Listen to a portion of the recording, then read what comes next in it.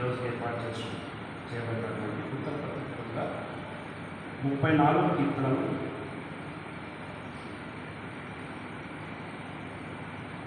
కీర్తనలు 34 ఉత్తర పత్రికలుగా చదువుకున్నాం.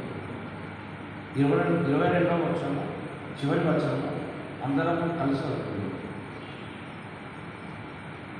నేను ఎల్లప్పుడూ యెహోవాను సన్నిధించదను, నిత్యము ఆయన కీర్తి నా నోట నుండును.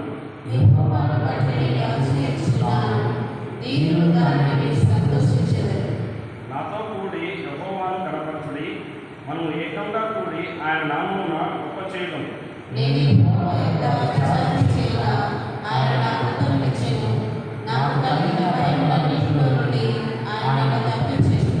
వారు ఆయన తట్టు చూడగా వారికి వెలుగు కలిగెను, వారి ముఖము ఎన్నడూను అచ్చుండకపోవును.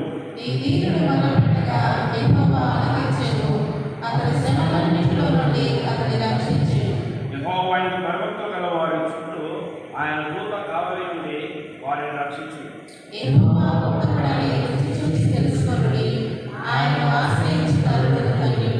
యెహోవా భక్తులారా, ఆయన యందు భయభక్తులు ఉంచుడి, ఆయన యందు భయభక్తులు ఉంచువానికి ఏమీ కొలవలేదు.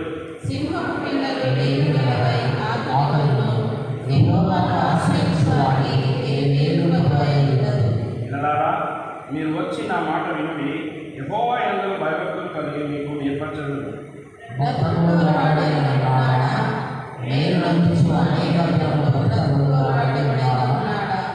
చెడ్డ మాటలు పలకకుండా నీ నాలుకను, కపటమైన మాటలు పలకకుండా నీ పెదవులు కాచుకొను.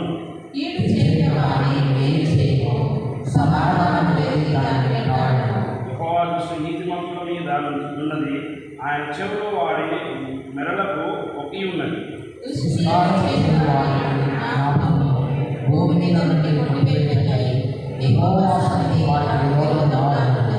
నీతిమంతులు మొరపెచ్చక యెహోవా ఆలకించును, వారి శ్రమలన్నిటిలో నుండి వారికి విడిపించును.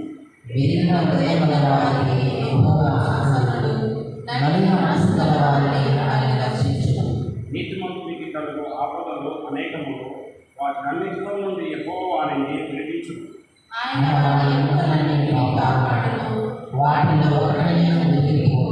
చెడుతనము భక్తిహీనులను సంహరించును, నీతిమంతులు ద్వేషించువారు అపరాధులుగా ఎంచబడదు.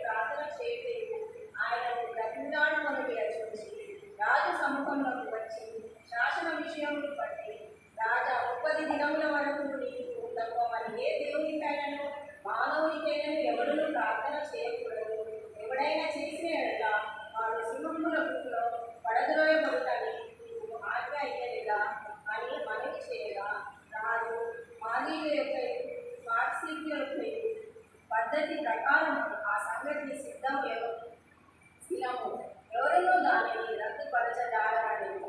అందుకు వారు చెరపట్టబడిన యూదులలో ఉన్న ఆ దానియేలు నిన్నే గాని నీవు గుర్తించిన శాసనమునే గాని లక్ష్య పెట్టక అనుదినము ముమ్మారు ప్రార్థన చేయించు వచ్చుచున్నాడని.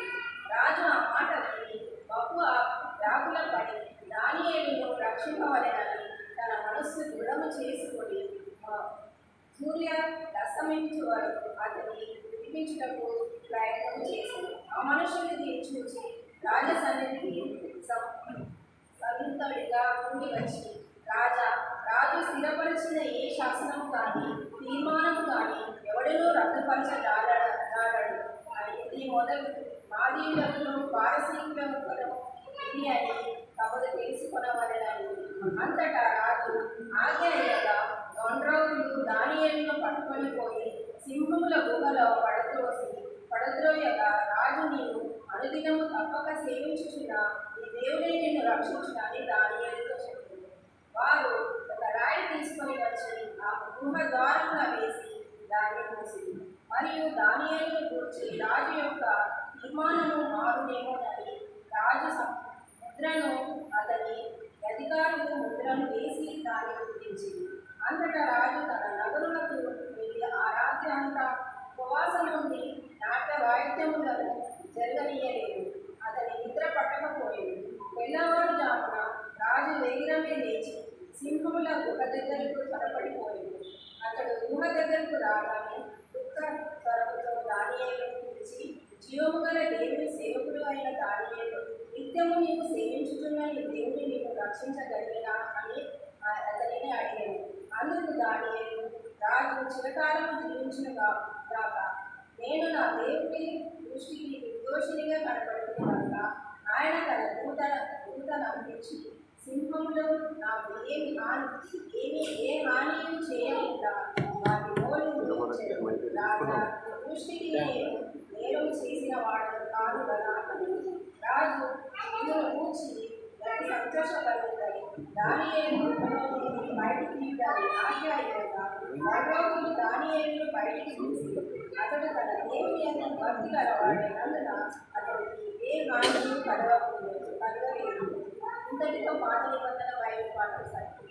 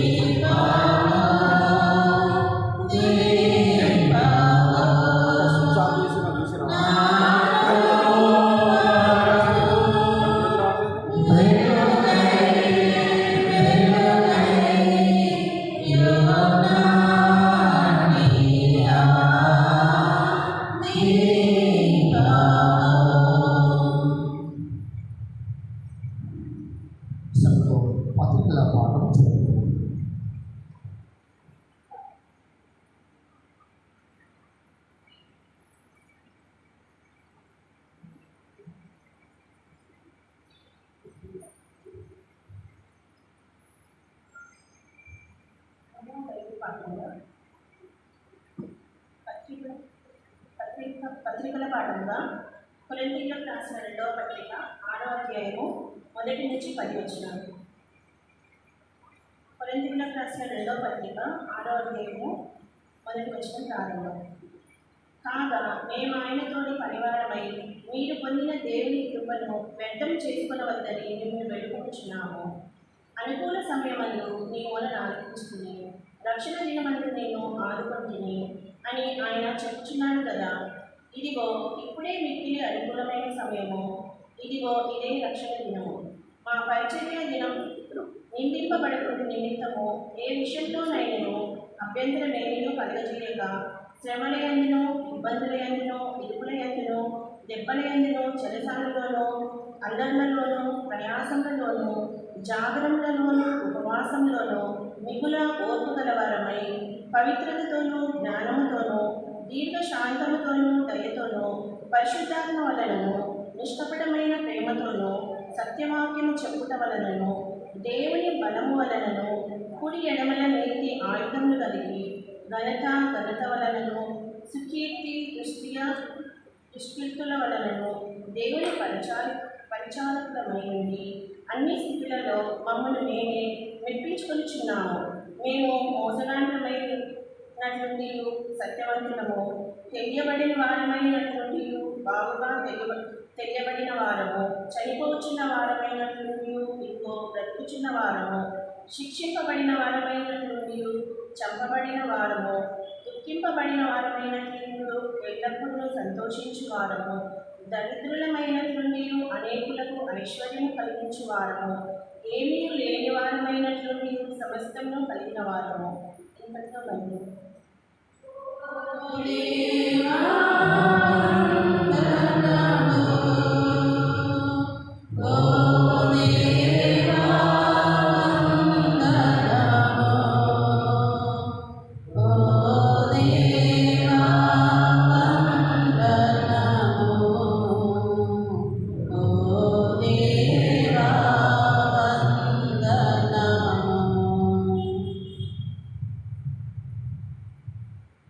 మనము లేచి నిలబడగా సువార్తల పాఠం చదువుతాం.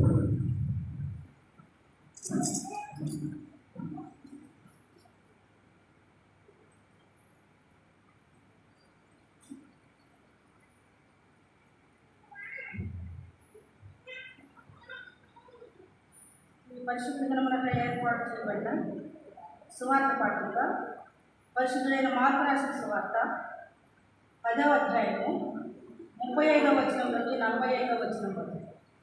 పరిశుద్ధుడైన మార్కు రాసిన సువార్త 10వ అధ్యాయము 35వ వచనం నుండి 45వ వచనం వరకు.